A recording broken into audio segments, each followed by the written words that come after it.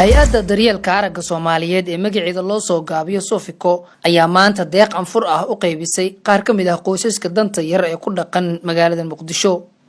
Kaalmadan oo isugu jirtay bur, sokor, timir iyo saliid ayaa ka timid ardayda Soomaaliyeed ee wax ku barta dalka Uganda, gaar ahaan caasimadiisa Kampala. Maxamed Aadan Macalin, gudoomiye ku-xigeenka hay-adda daryeelka aragga Soomaaliyeed, ayaa ka warbixiyay tirada qoysaska ay afuriyeen, isagoona u mahadceliyay ardaydii soo xilqaamay ee deeqdan soo gaarsiiyay.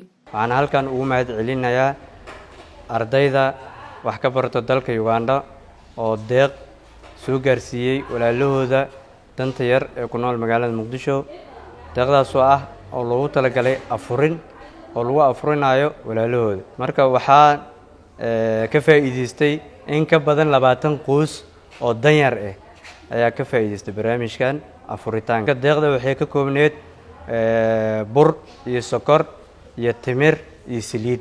Dhanka kale, Xaliimo Nuur Xasan oo ka mid ah dadkii ka faa'iideystay kaalmadan ayaa u mahadcelisay dadkii soo agaasimay iyo ardayda Soomaaliyeed ee wax ku barta dalka Uganda, gaar ahaan caasimadiisa Kampala. Anigoo magacayga Xaliimo Nuur Xasan oo ka mid ah qoysaska danyarta ah oo degan magaalada Muqdisho, waxaan u mahadcelinaynaa hay-adda daryeelka aragga oo na soo gaarsiisay deeqdan afurinta ah.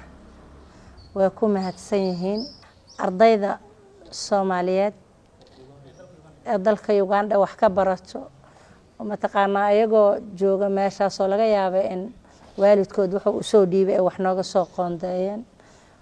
Mataqaanaa waa u duceynaynaa, waana salaameynaa, waana mahadsan yihiin, waana na soo gaartay wax allaale waxay noo soo dhiibeen si wanaagsan nagula soo gaarsiiyay.